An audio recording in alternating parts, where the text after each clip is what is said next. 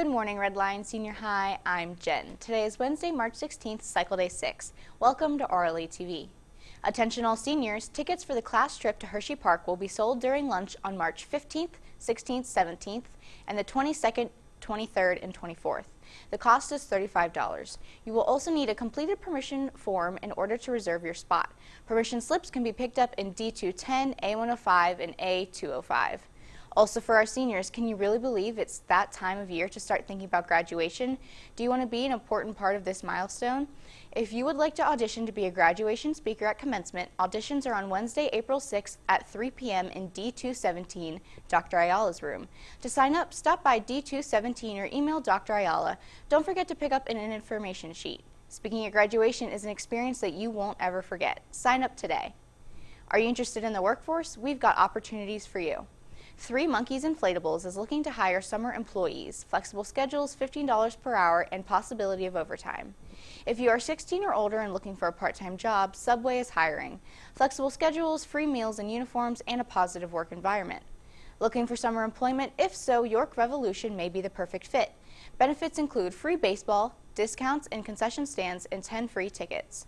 Still interested in something baseball related and currently 18 or over? Well, you're in luck. The Harrisburg Senators are hiring for fun seasonal positions as a member of the promo team or an operator of the Kids Zone. Visit senatorsbaseball.com for more information and to apply today. Students in grades 9 through 11 have an opportunity to learn and experience various skilled trades programs next year with 3 different pre-apprenticeship programs. The programs include construction, electrical, and manufacturing.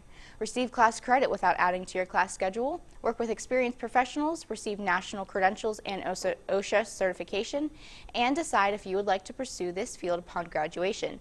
There is no cost. Stop by the Career Center for a flyer and application information and talk with Mrs. Morris about these awesome opportunities. Apply ASAP because of limited space.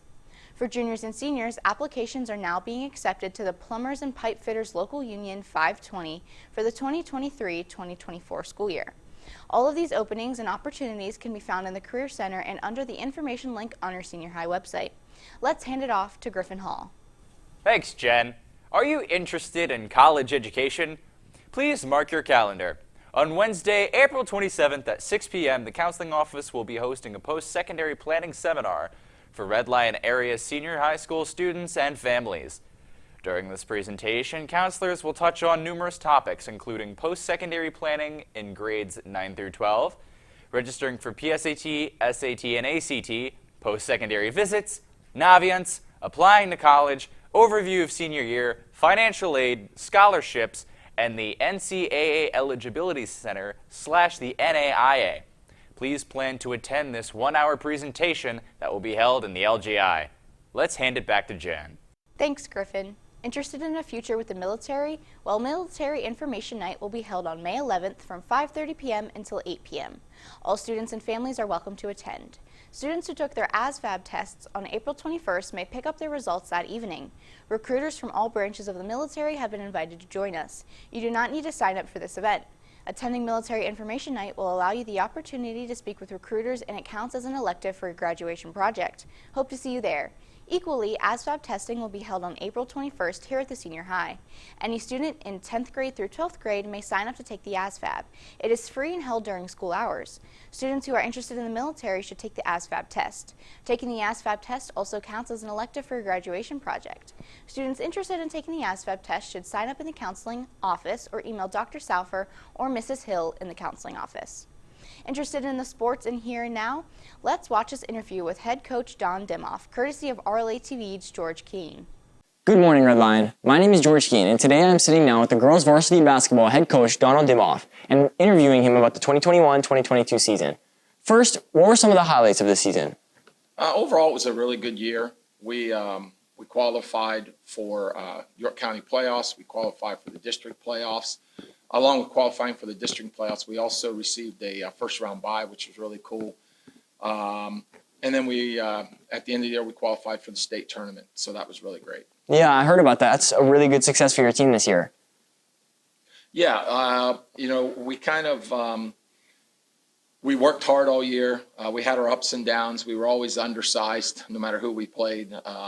But but the kids found a way. They worked really hard, and that was obviously a goal of ours starting the year, and we were able to achieve that. After appearing in the state tournament, what would you say was the most impactful moment from this season? Was it beating Penn Manor to get into the state tournament, or was it the opportunity to actually play in the tournament? Or was it something else? Honestly, I think the most impactful thing for the entire year probably happened in July. One of our key players got hurt. Kamari Gordon Bay tore ACL, and that was actually very impactful for the entire team. And the entire team kind of rallied around each other, understood we were going to have to play a different way, and really gravitated towards the way we needed to play and brought the entire team together. Well, that's a great way to succeed, especially when you have an injured player, has something for everyone to rally around. Yeah, and I was really proud of them. Kamari was going to be a very vital part of things, and she still was, from sitting on the bench and doing everything she needed to do from that aspect. But when you lose a key player, season can go one of two ways, and these guys found a way to make it a successful season. And adding on to that, every year you have players who come in and out. So what was special about this year's team? Just their resiliency, the way they bounced back. As I said, we were very, very often the smaller team for a 6A school, which is the biggest classification in the state. We were always very undersized. A lot of times we had 5 guards on the court. So this team always found a way. They found a way to fight through that, to be successful. And that was probably the thing I was most proud of, is the way they always seemed to find a way and bounce back no matter what the situation. Sadly, you'll be losing some valuable pieces this year, like seniors like Grace Tollinger and Riley Good, and some other valuable key pieces. So what did this group of seniors teach you? I think that everyone has a vital part to play in a successful organization or team. We had seniors that played a lot. We had seniors that didn't play as much as far as on the court actual game time, but every single one of those seniors found a way to be a valuable contributor to the team's success. And I think that shows a lot about, as I said, not just teams, but organizations in general. Everyone has a role to play. Everyone has a part to play to be for an successful team, and this group did that. Did the season live up to the expectations you had prior to the season starting? My expectations were always really, really high. I would say, especially with the injury we had, yes. We qualified for things we wanted to qualify, as far as I said, the York area playoffs, the district playoffs, and the state playoffs. I would love to have seen us go further in all 3 of those, but we did qualify. And at that time of year, everybody's very good.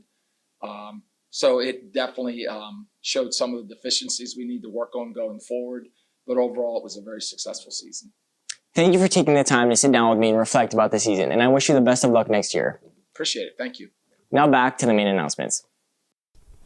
Thanks, George. Since we've been talking so much about what's happening out in the world, let's move on now to Max Vigu in the world news. Thanks, Jen. BBC News reported that hundreds of people are crammed into the basement of a large public building in the besieged Ukrainian port city of Mariupol, but are running out of food, with many also in need of urgent medical help. Some have developed sepsis from shrapnel in the body, says Anastasia Palma-Barrera, a 39-year-old teacher who fled the city at the start of the war, but was still in contact with friends there. Things are very serious.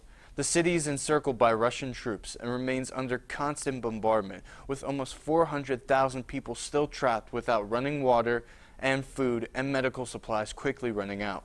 The local authorities say that the war there has left at least 2,400 civilians dead, but even they acknowledge that there is an underestimation. People who have managed to hide in the underground shelters basically live there permanently, Mrs. Palma-Barrera said from the western city of Dorovish, where she was living. They practically cannot leave at all. Most of their day is spent hiding in the basement. From time to time they go upstairs for some sunlight, but rarely outside. Conditions, she was told, were quickly deteriorating, as some people had fever and nothing could be done to treat them. There is no medical help, no antibiotics. Some streets are so dangerous that few go out to pick up the dead. Many are being buried in mass graves. The almost non-stop Russian attacks have turned their old neighborhoods into a wasteland. New drone footage shows that the vast extent of the damage with fire and smoke billowing out of the apartment blocks and blackened streets. That is all for World News. Now back to you, Jen. Thanks as always, Max. And now as we come to the conclusion of this broadcast, let's wish a happy birthday to the following people. Thanks for stopping by for today's announcements. I'm Jen. Have a wonderful Wednesday and stay safe, Red Lion.